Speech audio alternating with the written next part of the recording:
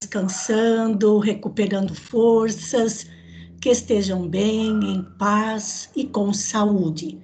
Agradecendo a Deus a oportunidade desses estudos, agradecendo pela companhia de vocês.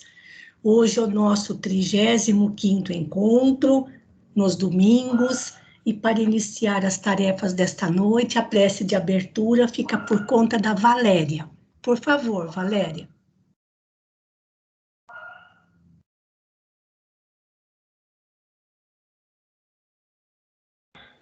Boa noite a todos. Boa noite.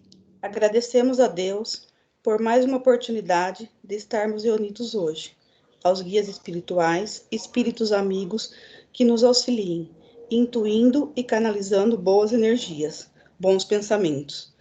Que a cada dia possamos implantar a prática do bem e do amor, atuando sempre pelo outro, independente das diferenças que a cada indivíduo traz em si, confiando na força maior que rege o universo. Assim seja, graças a Deus. Muito obrigada. Pois bem, amigos, hoje nós vamos começar uma parábola conhecida como a parábola dos 2 filhos. Se nós analisarmos a parábola separadamente, isoladamente, ela parece até meio sem graça e sem sentido. Mas para isso nós precisamos conhecer o contexto, ou seja, onde Jesus estava e para quem ele estava dirigindo aquelas palavras. Nós já estamos percebendo que as parábolas estudadas agora são muito diferentes daquelas 7 parábolas do reino que Jesus proferiu lá na Galileia. E é o que acontece também com a parábola dos 2 filhos. Então, antes de entrar na parábola propriamente, nós vamos conhecer um pouco do contexto, onde Jesus estava e para quem a parábola foi direcionada. O que estava acontecendo ao redor de Jesus para que ele propusesse essa parábola.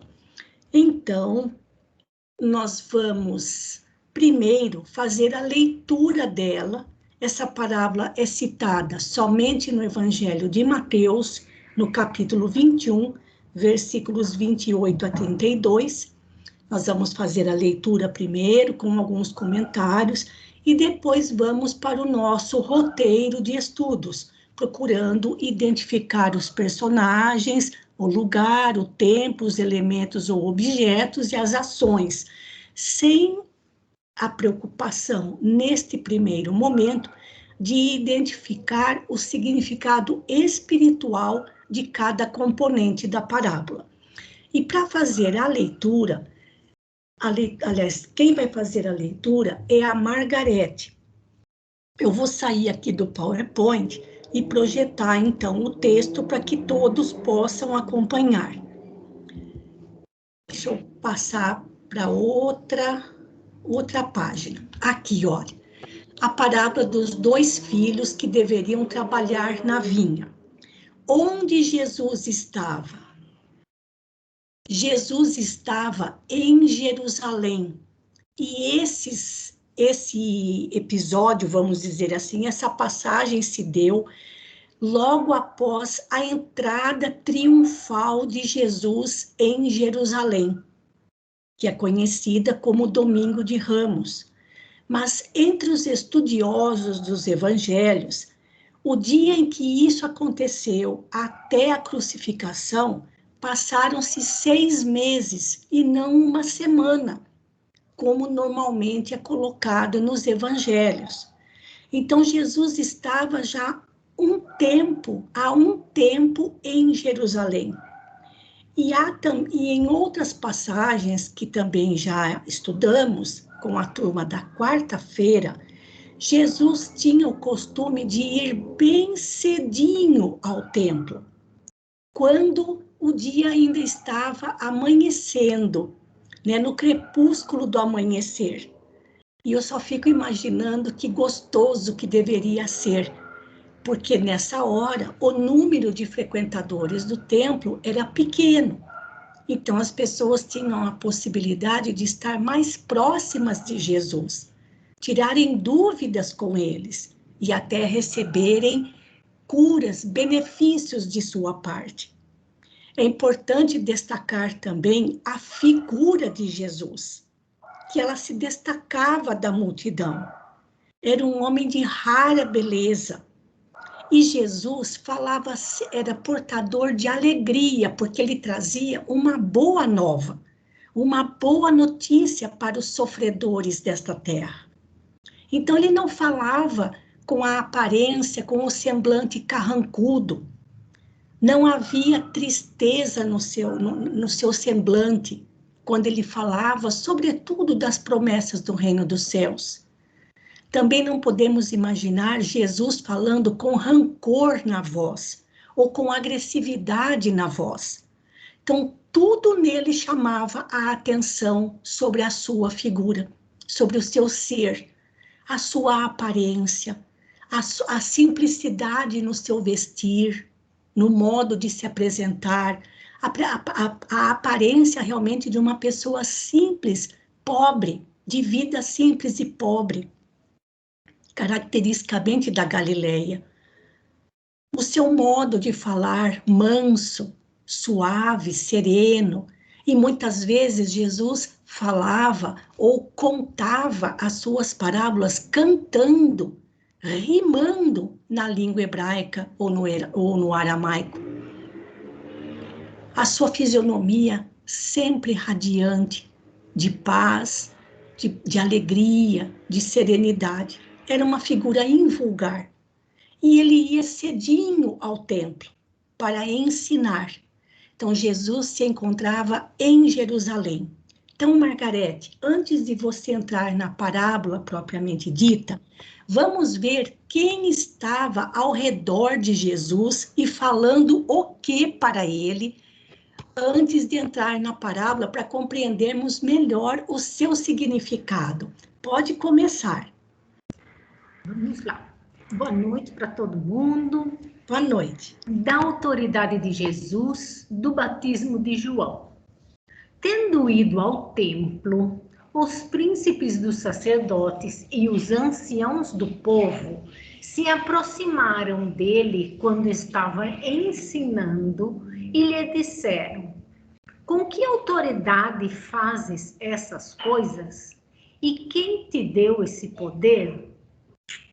Chegaram chegando, né? Yeah. Respondendo Jesus, lhes disse: também eu tenho que vos fazer uma pergunta. Se me responderes a ela, então eu vos direi com que autoridade faço essas coisas. E não vai dar certo. Não. Donde era o batismo de João? Do céu ou dos homens? Mas eles confabularam entre si, dizendo: se nós lhe dissermos que do céu, dir-nos a ele, pois, por que não crestes nele? E se lhe dissermos que dos homens, tememos o povo, porque todos tinham a João na conta de um profeta. Respondendo a Jesus, disseram: não o sabemos. Disse-lhes também a ele: pois nem eu vos digo com que poder faço estas coisas. Eles sabiam, né? Eles sabiam. Este João a que Jesus, né, se refere ao João Batista, isso. Isso. Então, era isso, gente. Ele estava no templo, rodeado pelos príncipes ou chefes dos sacerdotes e os anciãos do povo, que estavam com uma pulga atrás da orelha em relação a Jesus. Com que autoridade ele fazia o que fazia, falava o que falava, e o poder que dele se emanava, né? As vibrações, a energia que dele se emanava. E aí Jesus joga outra pergunta e deixou para eles, e deixou os sacerdotes e anciãos num verdadeiro entre a cruz e a espada, não é? Entre a cruz e a espada. Eu acho engraçado quando eles falam que, né, que eles, os chefes, os sacerdotes e os anciãos, confabulavam entre si, né, pensando que se nós respondermos isso, Jesus vai falar aquilo. Se falarmos assim, ele vai falar daquele outro jeito. E na maior cara de pau, falaram, não sabemos com que autoridade João Batista batizava. E ele deu a resposta, né? Ele deu. Do céu ou é dos homens? Certo. Mas assim, sei que todo mundo sabe, mas só para reforçar, os anciãos e os príncipes dos sacerdotes eram a nata da sabedoria, né? Uhum. Da época e do lugar. Sim, exatamente. E aí saíram pela tangente, né? Isso. Exato. Então, e Jesus foi claro. Se vocês não sabem, eu também não vou dizer, porque não vai fazer diferença, né? Sim. Mas lembrando, gente, não podemos imaginar que Jesus falasse com qualquer tom de agressividade na voz. Sim.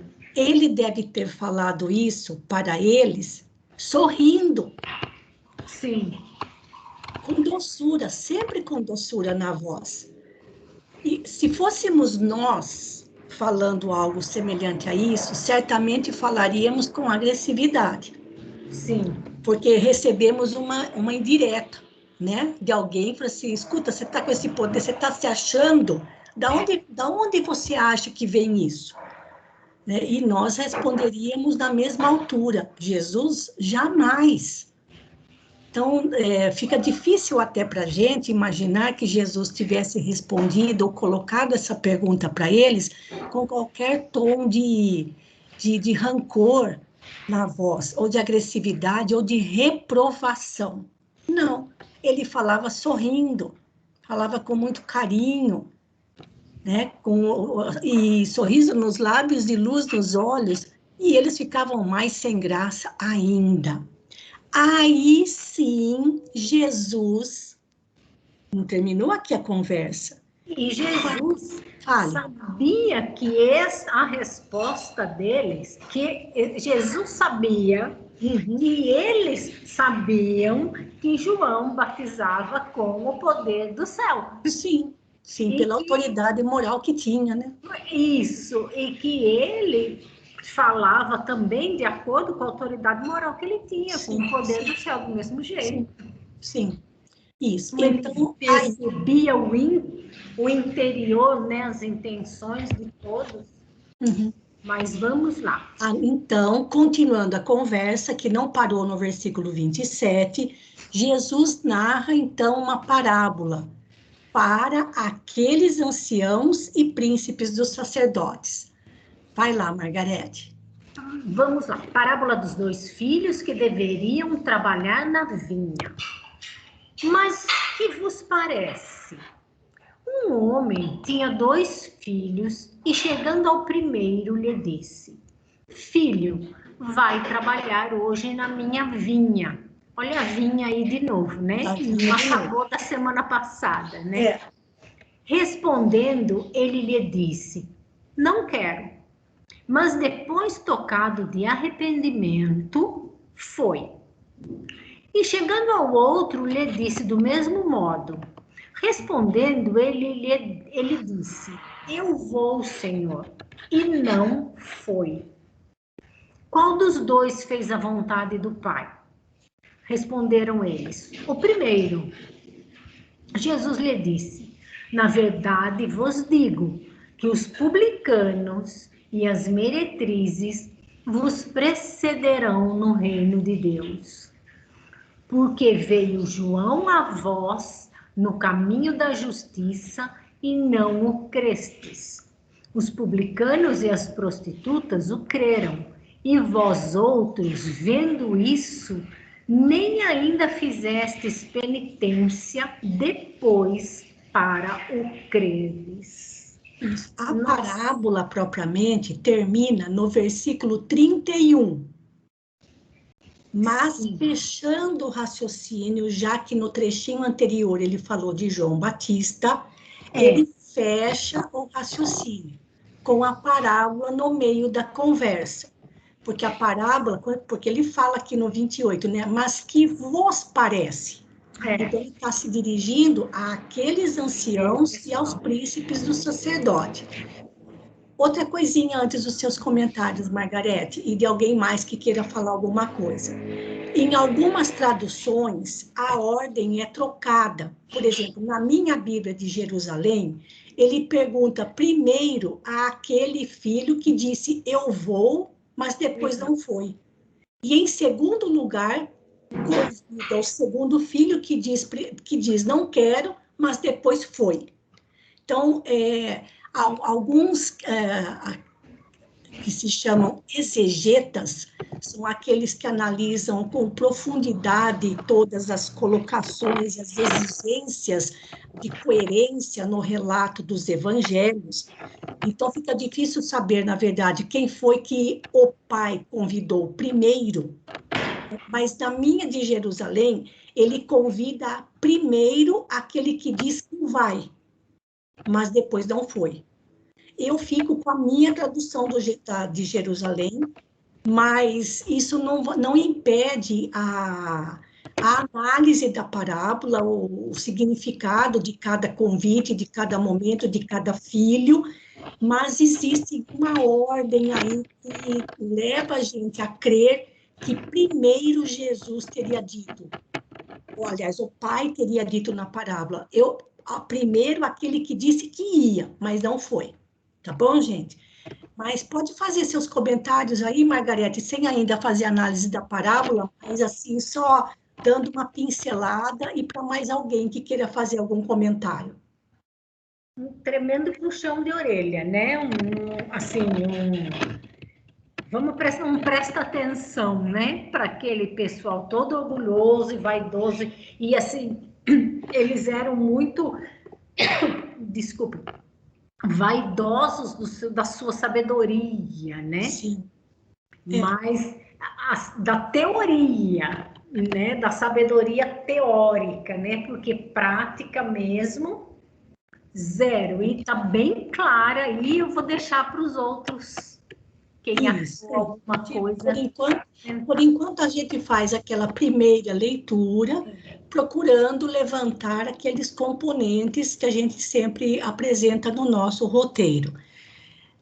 Outra coisa, gente, quando analisamos, sobretudo, essas falas de Jesus ao pessoal de Jerusalém, que normalmente eram os fariseus, os escribas e os sacerdotes e os anciãos, lembrando sempre que Jesus não falava criticando e nós também não podemos criticar a postura deles, porque há mais de 2000 anos, o judaísmo era já para eles secular e era o que eles tinham de melhor na vivência, ou melhor, aquilo que eles tinham de melhor. O judaísmo era o que existia de melhor no mundo para se falar sobre Deus. E o relacionamento dos homens com o Criador, das criaturas com o Criador. Então, quando Jesus chega e fala para eles, não vim derrogar a lei, nem os profetas, mas venho trazer algo melhor para vocês, acima do que vocês compreendem no judaísmo, eles acreditaram? Não, porque para eles o judaísmo era o melhor. Então, nós não podemos criticar. Porque a mesma coisa, se hoje Jesus viesse novamente e falasse para nós espíritas, eu tenho algo melhor do que o espiritismo para vocês, nós acreditaríamos? Entendem? Então, na concepção deles, eles estavam certíssimos e sentiam-se seguros naquela crença, assim como nós nos sentimos seguros com o espiritismo. Então, na nossa leitura, na nossa interpretação, no que nós buscamos, também nunca podemos olhar ou analisar com um olhar de crítica, né? Porque eles estavam realmente convictos de que o judaísmo era o melhor. para se falar sobre Deus e da criatura com o Criador. Tá bom, gente? Então, a gente sempre procura dentro daquilo que Kardec propõe no Evangelho segundo o Espiritismo. Vamos extrair os ensinamentos morais, tá bom? Alguém quer fazer algum comentário a respeito, sem entrar na análise propriamente da parábola? Que daí eu vou voltar de novo lá no PowerPoint para a gente começar o levantamento dos componentes dessa parábola curtinha, mas que está inserida num contexto, tá bom? Então, vamos lá no PowerPoint de novo. A gente entende dessas parábolas do Cristo. Oi, seu Vilmar. Ele aproveitava o momento e as circunstâncias. Sim. Quer dizer, de improviso. Sim. Essas colocações dentro de parábola. Bem lembrado, seu Vilmar. As circunstâncias, o momento, para quem ele se dirigia. Jesus era um mestre por excelência, não é? Muito bem, então vamos lá. Buscando primeiro os personagens, né? Que aqui, acho que aqui está faltando, deixa eu ver se eu abri o negócio certo agora aqui. Sim, só que eu só não atualizei o título, gente, me desculpem aqui, olha, que não é os trabalhadores da última hora, são os trabalhadores aqui da vinha. Deixa eu já consertar isso já, peraí, é rapidinho, já faço isso já, pera lá, para não ficar confuso, pera lá. Eu coloquei o texto, mas eu não atualizei o título e a imagem. Aqui é rápido. Pronto. Então, vamos lá. Agora já fica tudo certinho. Personagens tem bastante nessa parábola. Tem um homem, né, que era o pai, né, podemos acrescentar aqui. E tinha 2 filhos, que fala no comecinho da parábola que esse homem tinha 2 filhos. Dirigiu-se ao primeiro e dirigiu-se ao segundo. Vejam que na parábola não diz que o primeiro fosse o mais velho, nem o mais novo. Como também não diz que o segundo fosse o mais velho ou o mais novo. Isso faz a diferença nas nossas interpretações, né? Porque nesse texto que eu apresentei para vocês, aquele que diz não é chamado primeiro. E na minha versão da Bíblia de Jerusalém, aquele que diz sim no começo, vem primeiro. Então, nós vamos depois analisar com mais calma para ver qual é essa diferença.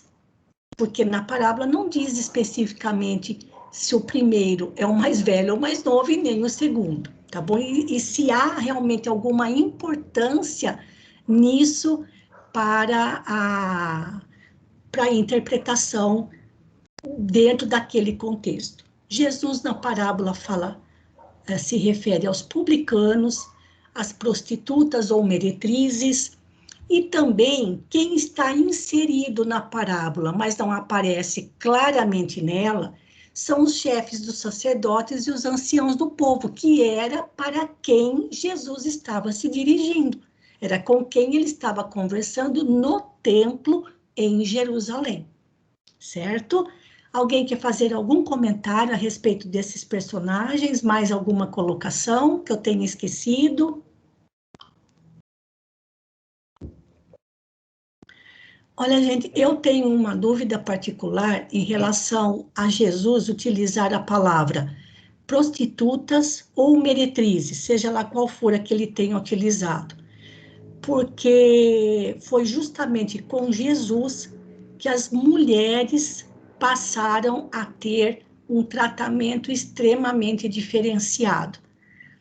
E então, eu não sei, sinceramente, se Jesus teria usado uma palavra pejorativa para essas mulheres.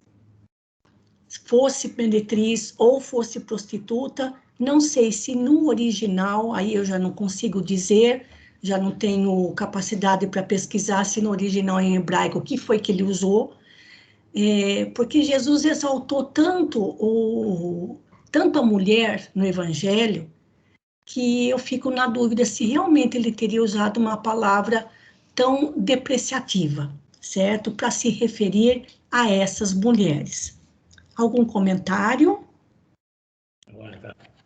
Pois não, seu Gilmar. Pesado, viu? É. E a informação de publicanos e prostitutas eram pessoas consideradas ou meretrizes, como queiram, é a mesma coisa. Pessoas consideradas de má vida ou De má desconsideradas. vida, exatamente. Não, eles vão Isso. entrar com vocês, não. Vocês vão ficar na porta chupando o dedo, porque vocês sabiam das coisas e não fizeram. É isso aí.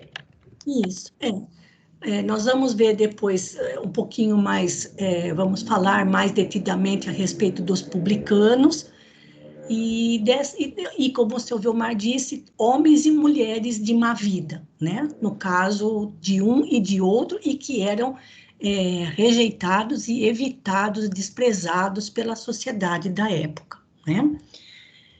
Em relação ao lugar, o lugar onde se dá a parábola é na vinha, é a vinha novamente. E como a Valéria, na semana passada, colocou para a gente, muito bem colocado as palavras do Haroldo Dutra Dias, que vinha boa não tem vida boa, né? Mostrando que quanto mais árduo o solo para onde está a vinha, maior os cuidados com ela e melhor se dá o fruto.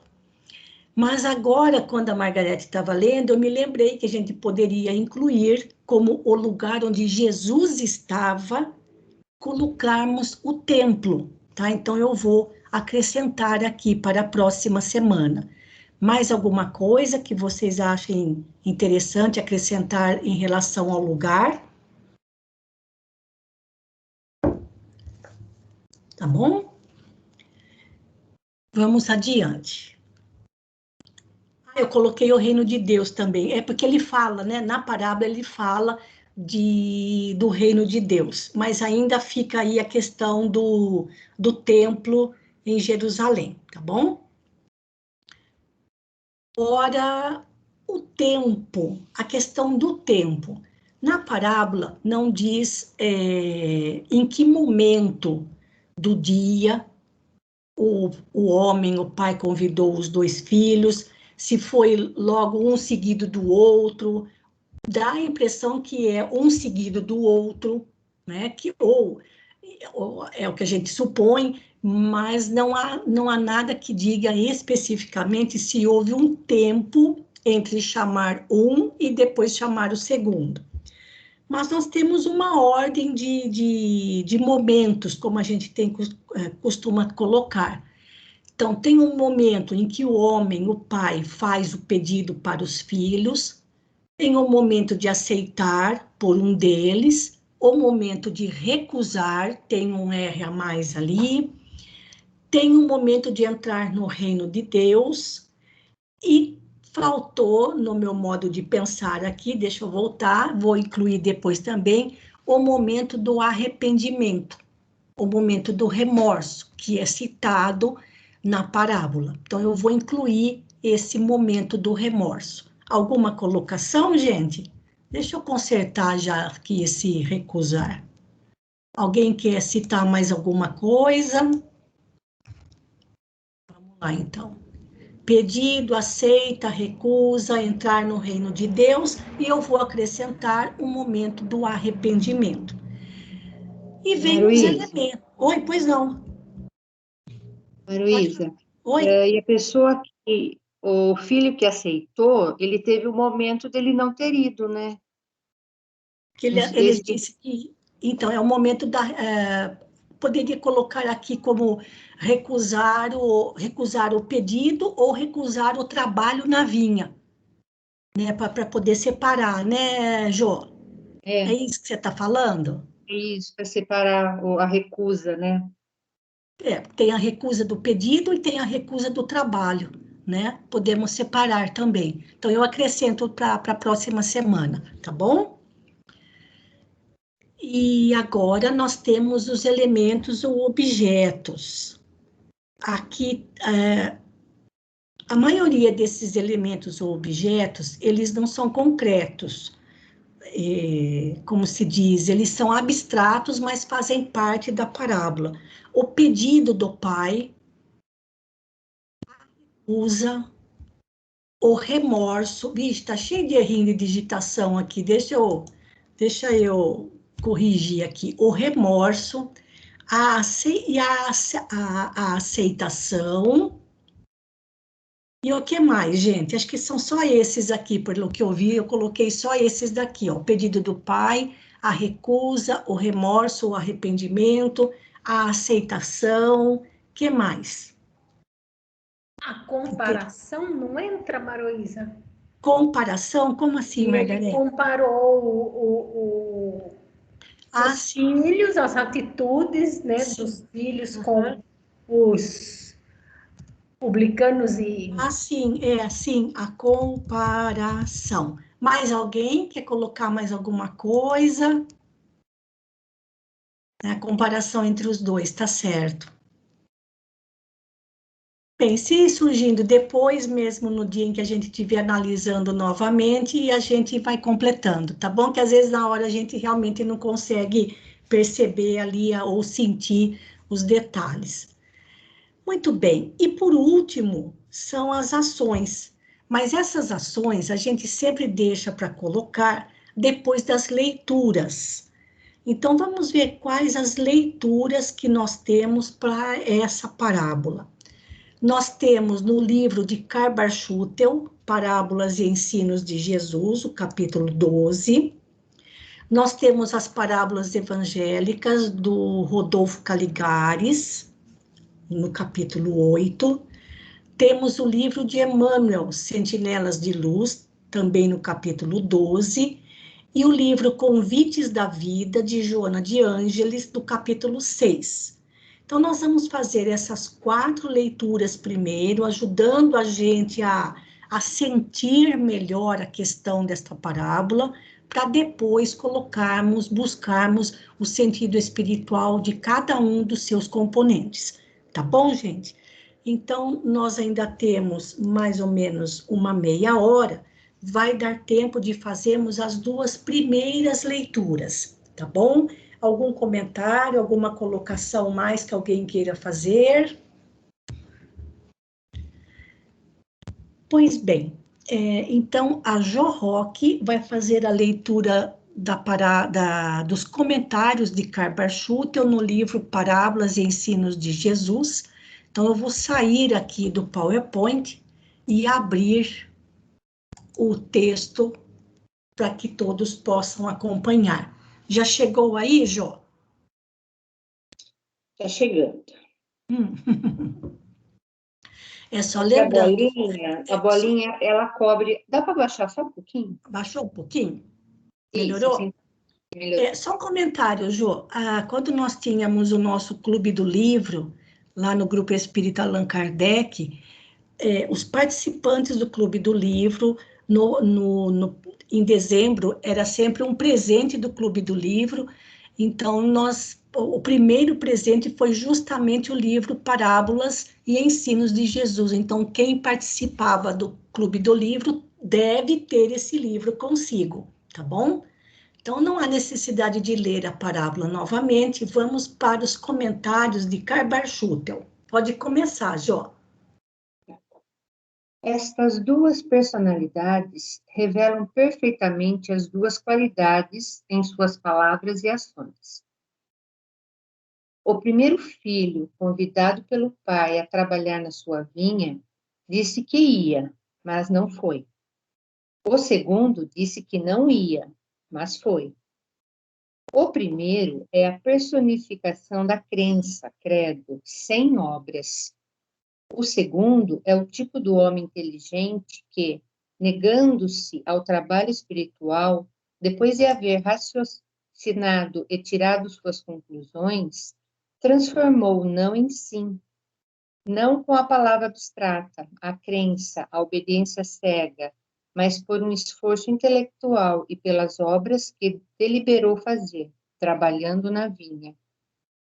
Ensina esta parábola que a vontade de Deus é que trabalhemos não só em proveito nosso, mas em proveito dos nossos semelhantes.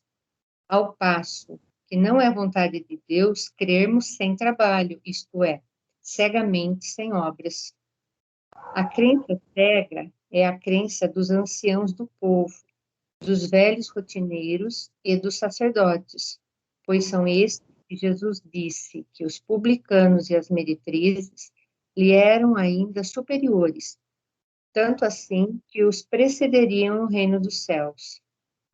A parábola, na parte que se refere ao filho que disse, irei, mas não foi, entende também com esses anciãos e sacerdotes que, assumindo a tarefa de guiar para a verdade, os moços e o que lhes estão sujeitos se mantêm num exclusivismo condenável, apagando até das almas alguma centelha de fé que lhes foi doada.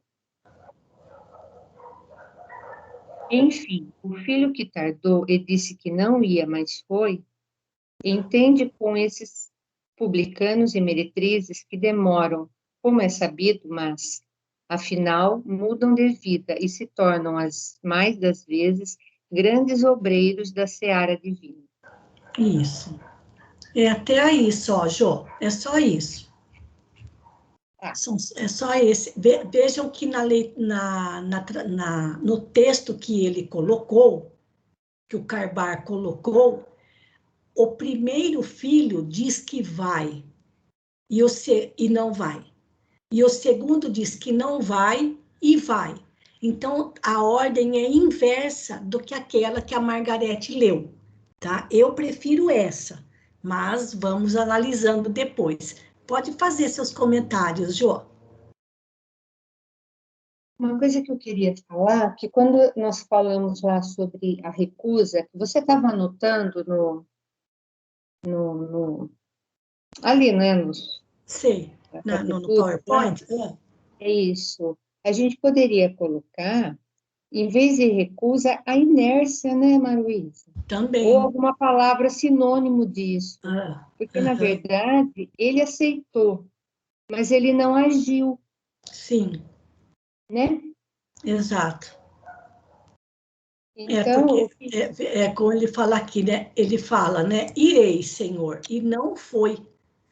Ou seja, parece que a ação assim é imediata. Não aconteceu alguma coisa entre dizer que vai e depois não vai. É como se fosse alguma coisa assim imediata, né? Quando a gente lê.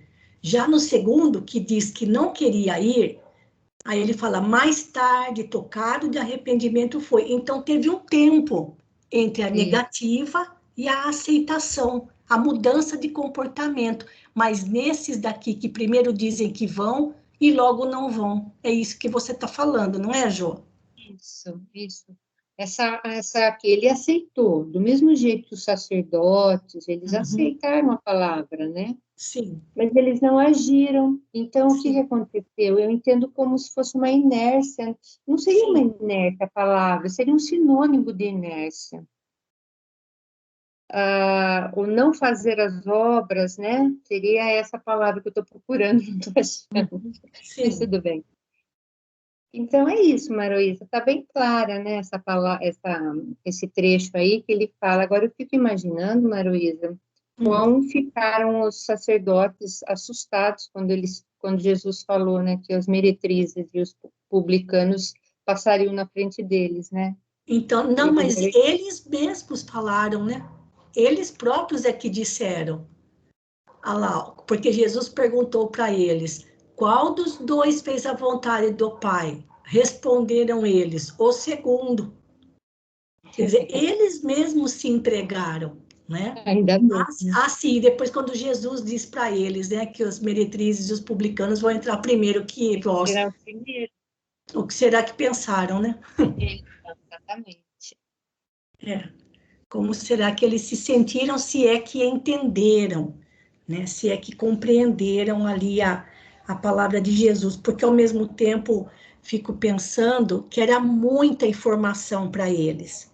Assim como a pessoa que começa a frequentar a casa espírita e ela quer ler tudo de uma só vez.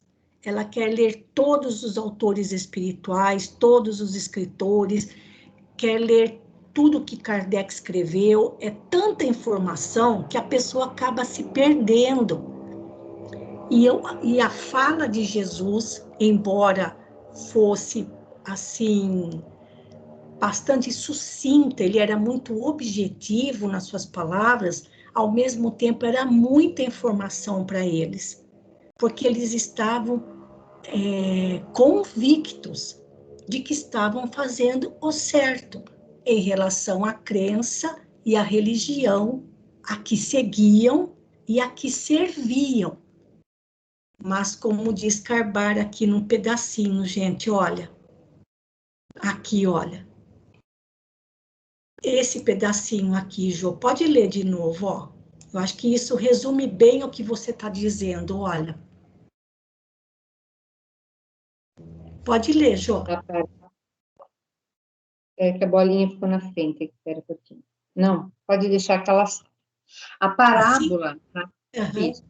A parábola, na parte que se refere ao filho que disse, irei, mas não foi, entende também com esses anciãos e sacerdotes que, assumindo a tarefa de guiar para a verdade, os moços e os que lhes estão sujeitos, se mantêm num exclusivismo condenável, apagando até das almas alguma centelha de fé que lhes foi doada. Olha só que coisa, né? Carbar não poupava críticas a esses, né, ao exclusivismo religioso, que também existia na época de Jesus, mas eles se julgavam fazendo certo, né? Então era difícil para eles acreditarem ou compreenderem que existia uma maneira diferente de fazer as coisas. E o que é que Jesus trazia de novidade em relação aos ensinamentos da Torá? Que não se podia desprezar os simples e pequeninos, que faltava para eles a ação para levantar os caídos, para auxiliar de fato aos sofredores da época de todas as maneiras, tanto sofredores na matéria quanto espiritualmente. Então, eles ficavam envolvidos num sistema religioso, muito preocupados com as exterioridades do culto, e a fé, o conforto, o consolo, o amparo material e espiritual simplesmente não existia. Então, é nesse aspecto que eles não conseguiam enxergar a proposta de Jesus, né? E era realmente uma grande novidade no sentido de que eles não conseguiam assimilar, sobretudo os mais velhos, né? Porque já fazia muito mais tempo que eles vivenciavam aquele sistema religioso. Alguém quer fazer algum comentário a respeito do texto de Carbar? Que parece que está bem claro aqui para a gente, né? O que ele está colocando. Mas também não podemos considerar aqui, né, quando a gente for estudar mais o significado dos componentes da parábola, e como o seu Vilmar disse, publicanos e meretrizes como sendo considerados na época como pessoas de má vida, e nós precisamos interpretar melhor para a nossa época o que seria, né, qual seria o significado para nós hoje dessas pessoas, né? Então, se está tudo tranquilo em relação a esse texto, mais alguma coisa, Jô? Não, Maruísa, eu só entendo, né? Depois acho que vai ser falado, lógico, que a gente trazendo para os nossos dias, né? Que filho que a gente é, né? Uhum. Mas isso é mais para frente, né? Exatamente, já fica essa sugestão de autoanálise, né? E como é duro fazer autoanálise, né? Ainda mais quando se trata de evangelho. Como é duro a gente se autoanalisar nos padrões do evangelho, né? E o padrão principal do evangelho, como nós vimos na lição de hoje do grupo no WhatsApp sobre sabedoria de Emmanuel, é o amor, é a compaixão, é a misericórdia, é aí que entra Jesus, né? A proposta de Jesus.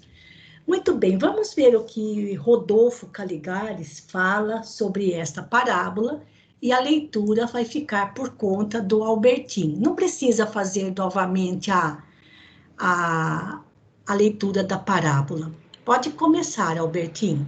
Mas ó, só um porém aqui. No texto do Cair Bar, está igual àquele que a Margarete leu. O pai pergunta, aliás, o primeiro filho diz que não quer e depois vai. E o segundo filho diz que vai, mas depois não foi. Então, de novo, está invertido e está semelhante ao que a Margarete leu.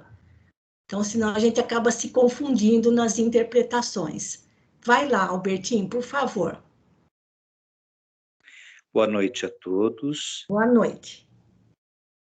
Os dois filhos, nessa imaginosa e interessante parábola, constituem modelos das duas espécies de personalidade predominantes entre os terrícolas. O filho que disse não vou, mas depois arrependido foi, representa aqueles que, indiferentes aos ideais superiores, levam uma vida puramente mundana, deixando-se dominar pelos vícios e paixões que constituem o deleite de toda a carne e ainda não sujeita ao espírito. Chega um dia, porém, em que, saturando-se das misérias da vida, enojados dos falsos prazeres, caem em si, descobrem os gozos e as delícias que a alma pode sentir na virtude e na prática do bem. E então, sinceramente arrependidos, se regeneram, transformando-se em obreiros da vinha do Senhor.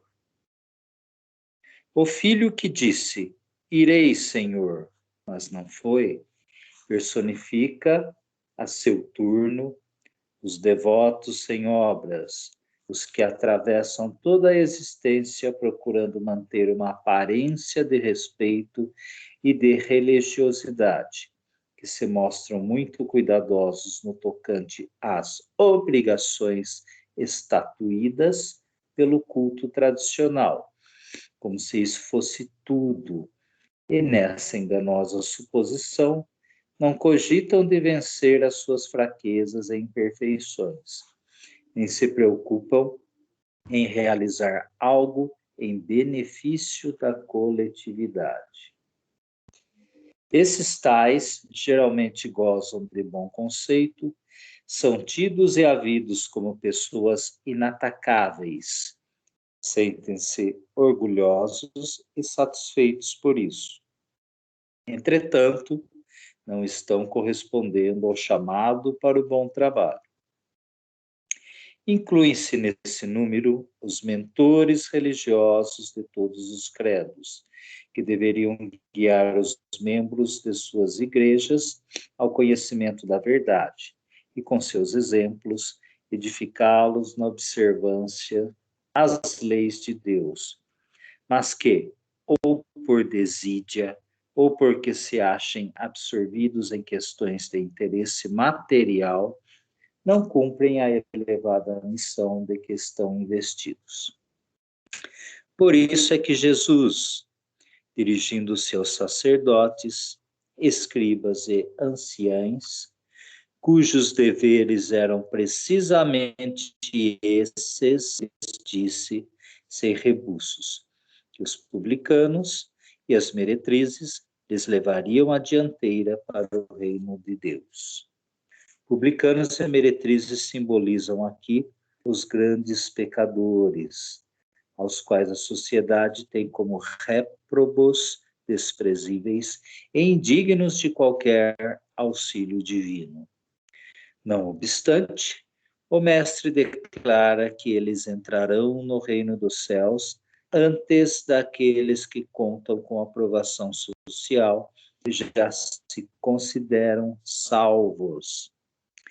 É que esses pecadores, porque muito vêm a sofrer, adquirem sensibilidade, tornam-se acessíveis e, quando tocados pelo amor, mudam de vida.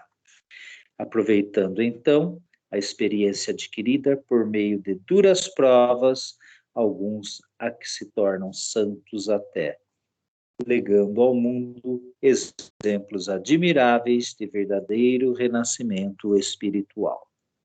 Isso, até aí, Albertinho. Tá bonito esse texto do Caligares, hein? Gostei mais do que do Karl Schutter. Principalmente quando ele fala, né, que as pessoas que estão, né, vivendo uma vida puramente mundana, quando tocados pelo amor, mudam de vida. Sim. Como o amor é poderoso, né? Sem dúvida. E aquele que não tem amor, mas simplesmente ele simpatiza, né, pelos prazeres fáceis da matéria, né, que levam essa vida mundana, né? São aqueles que não iriam ao trabalho, mas depois, quando tocados pelo amor, mudam de vida, aí vão ao trabalho, né? Sim. Diferente, né, daqueles que levam a vida aparentemente, né, toda regrada, certinho, ou seja, estão se preocupando justamente com a parte que aparece, a parte material, e estão esquecendo da parte espiritual, ou seja, de aplicar, de ir ao trabalho, né? Ou seja, amar ao próximo como a si mesmo. Vou colocar aqui, ó. Isso. Esse texto do Caligares está muito bem explicado, está muito bem colocado, né? Porque ele já dá para a gente aqui uma designação mais dos nossos dias sobre o significado dos publicanos e das meretrizes, né? Como ele diz aqui, que representa aqueles que, indiferentes aos ideais superiores, levam uma vida puramente mundana.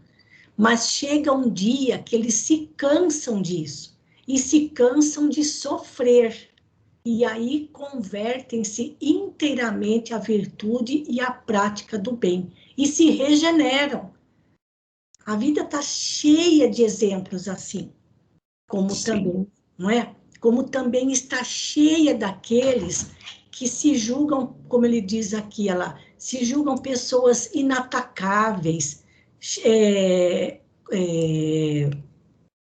moralistas, né? Porque seguem religiosamente, seguem fielmente as exigências, as obrigações do seu culto, da sua igreja, da sua crença religiosa. É o que ele diz aqui, olha lá. Como se isso fosse tudo. Achei muito bem explicado e muito bem colocado, que é exatamente o mesmo modelo que existia nos tempos de Jesus, com aquelas pessoas a quem ele se dirigia no templo, né? E quando Caligares fala que incluem-se neste número os mentores religiosos de todos os credos, claro que incluem-se aqui também os espíritas, porque as mesmas falhas que nós observamos em alguns seguidores de outras crenças religiosas, nós também encontramos, às vezes, até coisa pior dentro do próprio movimento espírita atual, não é? Então, continua valendo. Pode continuar, Albertinho, falando os seus comentários. E mais alguém que queira comentar. O que eu queria só completar, né, é fazendo uma pergunta para nós, né, para nós nos olharmos no espelho e nos perguntarmos, né, Sim. a qual dos dois grupos nós fazemos parte hoje, né? Exato. Eles que dizem que vão trabalhar, mas não estão trabalhando, ou o grupo que não foi inicialmente ao trabalho, mas depois arrependeu-se e hoje está trabalhando pelo Senhor. Tá? Sim, exatamente. Obrigado. Nós que agradecemos. Mais alguma colocação que alguém queira fazer? Que tenham... Né? Tanto no texto do Carbar quanto no do Caligares, está muito bem colocadas as explicações dos dois. Mas o Caligares parece que está assim, mais organizado, mais encorpado, mostrando bem a diferença de posturas.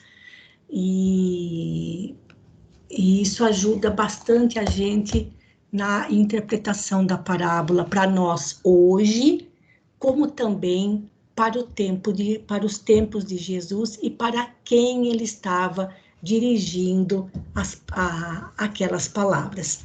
Tá bom, gente? Então, se ninguém mais tem nada a acrescentar, nós podemos já partir para o nosso finalmente. Vou só colocar essa imagem aqui tão bonita de Jesus no templo. Espera lá, vamos fazer melhor aqui, ó. Eu vou sair daqui do Skype e compartilhar novamente, porque nesse vai e vem de troca de telas, às vezes ele dá algumas bloqueadas aqui. Espera lá, para que a gente possa partir então para o nosso encerramento. E a prece de finalização para nós vai ser feita pelo Matias. Por favor, Matias. Boa noite a todos. Boa noite. Vamos manter-nos conectados com a espiritualidade maior, com os anjos guardiões, os nossos benfeitores e mentores espirituais, e pedir para que possamos fazer reflexões sobre como é que está o nosso trabalho na vinha do Senhor. Como é que temos nos comportado com os aprendizados que estamos tendo em nossos estudos sobre o Evangelho. Qual é a prática, o exercício, a caridade e tudo aquilo que o Pai nos ensinou e continua nos ensinando. Querido Mestre Jesus, que possamos ter um maior discernimento de todo esse aprendizado, Pai, e fazer de nós um verdadeiro servo de Ti, com as obras pequenas, pela qual se engrandecerão aos mais necessitados, Pai. Com as obras que levem a termos um amor mais fraternal entre as pessoas, entre as famílias, e com isso possamos reequilibrar o planeta nos dois campos da vida. Que possamos ter uma noite de sono tranquila, recuperando nossas forças físicas, que o nosso espírito possa sair para aprender um pouco mais vosso mandamento, Pai, e trabalhar na vinha da qual Tu espera de nós. Que assim seja, Graças a Deus. Amém. Queridos amigos, mais uma vez, muito obrigada pela companhia de todos. Desejo a todos uma boa noite, um bom descanso, uma ótima semana e até amanhã, se Deus quiser, na nossa reunião. Um grande abraço, fiquem todos com Deus. Muito obrigada. Boa noite.